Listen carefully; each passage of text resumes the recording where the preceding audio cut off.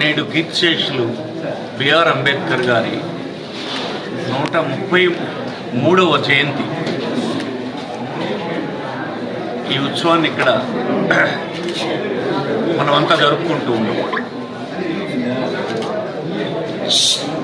ప్రతి సంవత్సరం ఈ దినాన దేశమంతా వేడుకగా చేసుకుంటారు, వారిని స్మరించుకుంటారు. ఈ 133వ జయంతే కాదు, భారతదేశంలో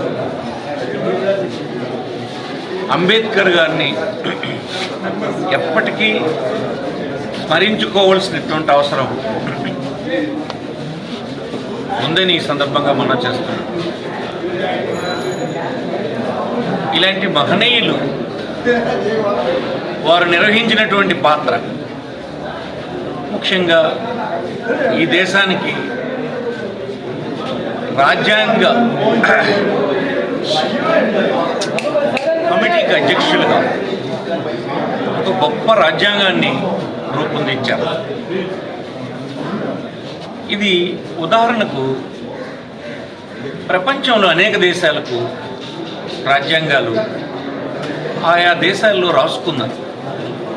కానీ ఆ రాజ్యాంగాలు 15 సంవత్సరాలకు, 20 సంవత్సరాలకు, 30 సంవత్సరాలకు రాజ్యాంగాన్ని మళ్ళీ మార్చుకోవాల్సినటువంటి పరిస్థితి వచ్చింది, రద్దు చేసుకున్నటువంటి పరిస్థితి వచ్చింది. కానీ భారతదేశంలో మీరు చూస్తే 75 సంవత్సరాలు పూర్తయినా కూడా ఈ రాజ్యాంగం చెక్కు చెదరకుండా అనేక ఇతర దేశాలకు ఆదర్శంగా నిలిచింది.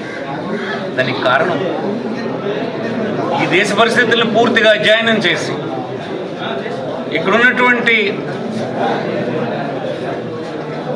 భవిష్యత్తులో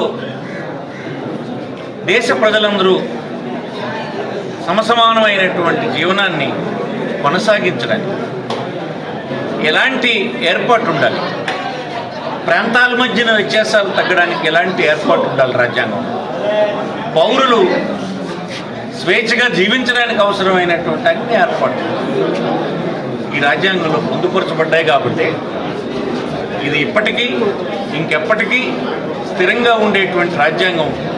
ఇలాంటి రాజ్యాంగ రచనకు ప్రధాన కారకుడైనటువంటి ఆ కమిటీకి అధ్యక్షులైనటువంటి అంబేద్కర్ని ఎవరైనా స్మరించుకోకుండా ఉండలేరని ఈ సందర్భంగా మనం చేస్తాం.